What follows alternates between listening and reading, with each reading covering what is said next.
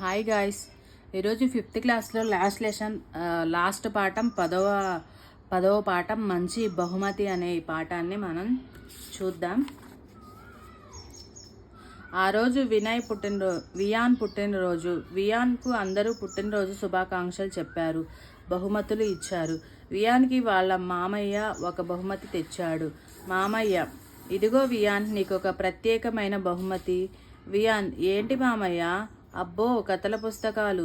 మామయ్య, అవునారా, నీకు పుస్తకాలంటే ఇష్టం కదా, నువ్వు కూడా పుస్తకాలు చదివి గొప్పవాడివి కావాలి. వియాన్, పుస్తకాలు చదివితే గొప్పవాళ్ళు అవుతారా మామయ్య? పుస్తకం చదువుతుంటే చాలా హాయిగా ఉంటుంది, వినోదంగా ఉంటుంది. మామయ్య, నిజమే, వినోదంతో పాటు బోలెడు విషయాలు తెలుస్తాయి. మీకు తెలుసా, మన మహాత్మా గాంధీకి పుస్తకాలంటే చాలా ఇష్టం.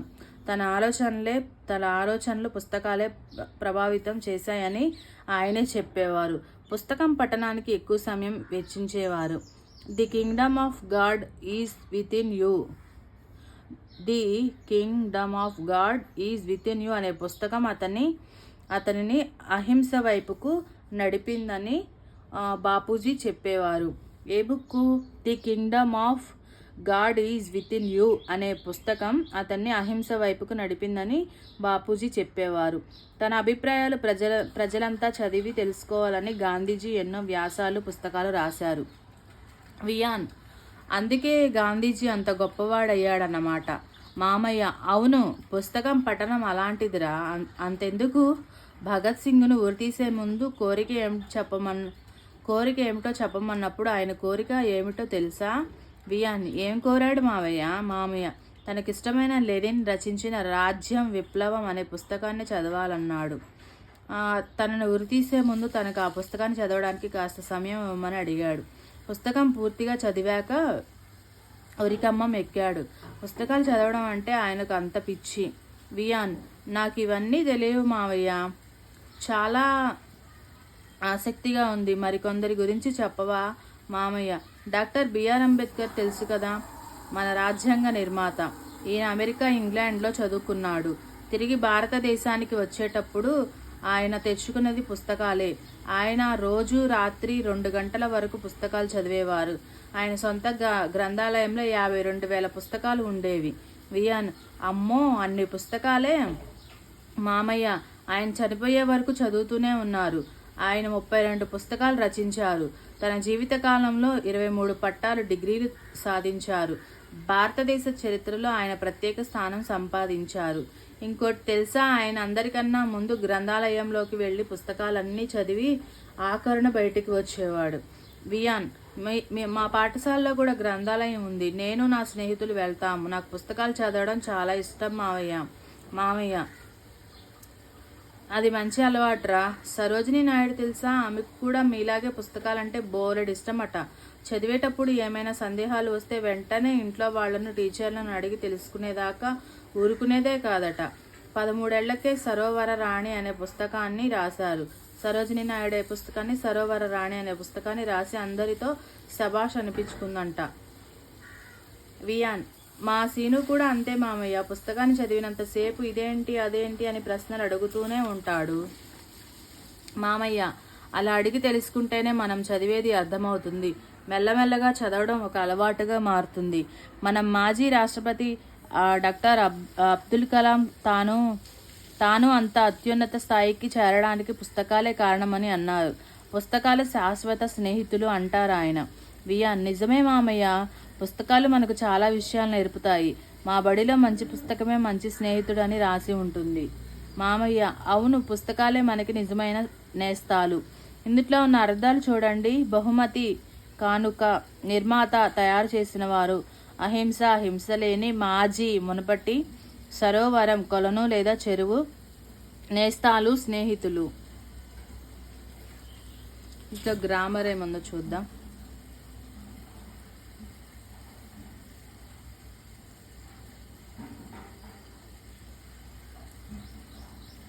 గద్యం, పాటలు, కథనం, వీటిని కైఫియత్తులు అంటారు.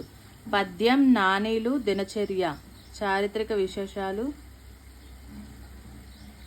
లేఖలు, కవితలు, ముఖాముఖి, కథల పుస్తకాలు, వ్యాసాలు, నాటకాలు, సంభాషణలు, యాత్రా విశేషాలు.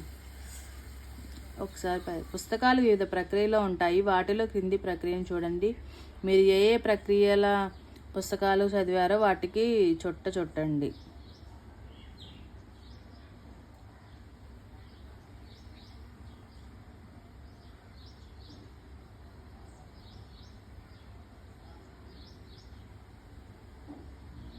గద్యము, పాటలు, కథనము వీటిని కైఫియత్తులు అంటారు. పద్యము, నానీలు, దినచర్య వీటిని చారిత్రక విశేషాలు.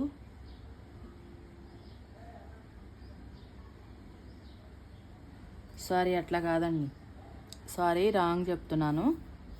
గద్యం, పద్యం, లేఖలు, వ్యాసాలు.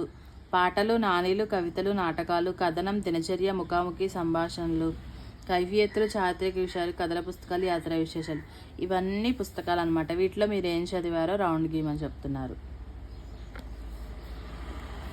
కింది సంభాషణ చదవండి. దీనిలో చెప్పిన తమాషా పదాల వంటి వాటిని మరికొన్ని తయారు చేయండి.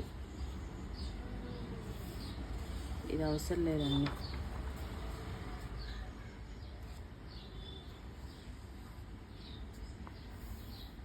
ఆహా, ఆ బంగారు లేడీ ఎంత బాగున్నది అని సీత రాముడితో అన్నది. గీత గీసిన పదాలను పరిశీలించండి. ఆహా, అయ్యో, ఔరా ఇటువంటి పదాలకు లింగభేదం కానీ, వచన భేదం కానీ, విభక్తి భేదం కానీ ఉండదు. ఇటువంటి పదాలను అవ్యయాలు అంటారు. ఇదిగోండి, ఆహా, అయ్యో, ఔరా, బళ, అమ్మో ఇటువంటి ఈ పదాలకు లింగభేదం అనేది ఉండదు. వచన భేదం కానీ, విభక్తి భేదం కానీ ఉండదు. ఇటువంటి పదాలను అవ్యయాలు అంటారు. ఉదాహరణ చూడండి. ఆహా, ఔరా, అబ్బా, ఓహో ఇవన్నీ అవ్యయాలే అన్నమాట. ఓకేనా. ఇక్కడ ఒక పద్యం ఇచ్చారు. తనువు రక్తంబు జీవంబు దారవోసి ఋషి వసంతులు పెక్కువేలేండ్లు తపము సపిలి ఆర్జిటించినట్టి విజ్ఞానధనము దాచియుంచిన పేటి గ్రంథాలయము. భావం: ఋషి శ్రేష్ఠులు 1000 సంవత్సరాలు తపస్సు చేసి శరీరం రక్తధారపోసి జ్ఞానాన్ని సంపాదించారు. ఇలాంటి జ్ఞానధనాన్ని దాచిపెట్టిన పెట్టెలాంటిది గ్రంథాలయం. ఈ పద్యాన్ని రాసిన వారు నాళం కృష్ణారావు. మనము పద్యం రాసిన వారిని గుర్తుపెట్టుకుంటే చాలు. ఇక్కడ చూడండి. నవ్వుల తాతయ్య చిలకమర్తి. గమ్మత్తుగా మాట్లాడితే నవ్వొస్తుంది. ఒక మాటకి 2-3 అర్థాలు వచ్చేటట్లు మాట్లాడితే నవ్వొస్తుంది. మాటలతో ఏడ్చే వాళ్లను నవ్వించవచ్చు, నవ్వే వాళ్ళని నేర్పించవచ్చు. చిన్నపిల్లలు, పెద్దలు అందరూ నవ్వేటట్లు ఈ చిలకమర్తి లక్ష్మీ నరసింహం తాతయ్య చాలా కథలు రాశారు. 1890 సంవత్సరంలో ఒక రోజున, ఏమండి ఒక పద్యం చెప్పారు అని ఒకళ్ళు అడిగారు. నాయనా, పూర్వం పద్యం చదివితే బంగారం, వెండి ఇచ్చేవారు. ఇప్పుడు పకోడీ అయినా ఇచ్చేవాళ్ళు లేరు అని పకోడీ మీద ఈ కింది పద్యం చెప్పారు. ఆ కమ్మదనము నా రుచి, ఆ కరకర, ఆ గుమగుమ, ఆ పొంకము లా రాకలు పోకలు వడుపులు నీకేదగు నెందులేవు నిజము పకోడీ. పకోడీ మీద పద్యం.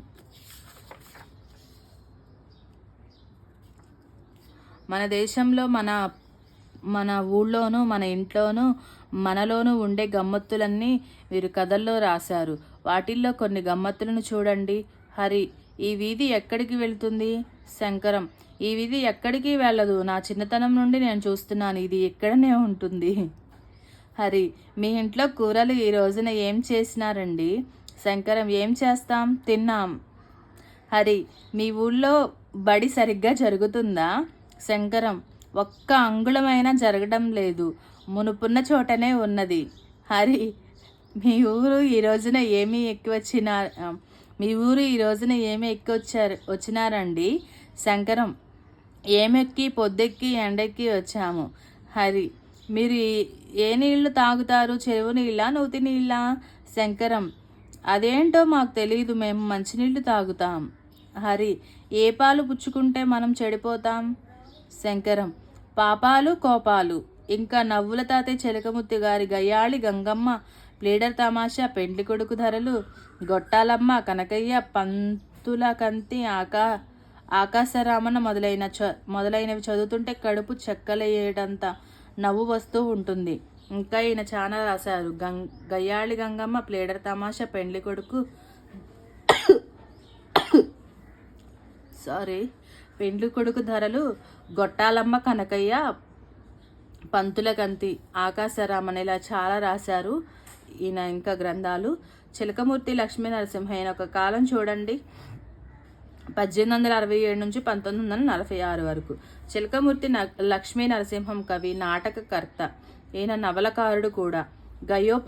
గయోపాఖ్యానము, కీచక వధ వంటి నాటకాలు, రామచంద్ర విజయము, గణపతి వంటి నవలలు, భల్లట, కృపాంబోధిని శతకాలు రాశారు. స్వీయ చరిత్ర రాశారు. కందుకూరి వీరేశలింగం చేపట్టిన సంఘ సంస్కరణ స్ఫూర్తితో దళితులు విద్యాభివృద్ధి కోసం పాఠశాల ప్రారంభించి నిర్వహించారు.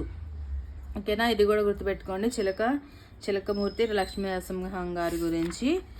ఇంతటితో 5th క్లాసు తెలుగు అంతా కంప్లీట్ అయిపోయిందండి. తర్వాత నేను 6th స్టార్ట్ చేస్తాను. ఓకేనా, ఇంకా ప్రతిరోజు 6 o'clockకే 6 pmకి తెలుగు క్లాసెస్ అనేది ప్రతిరోజు ఒకటి రిలీజ్ అవుతూ ఉంటుంది. వాచ్ చేయండి. థ్యాంక్ యూ అండి.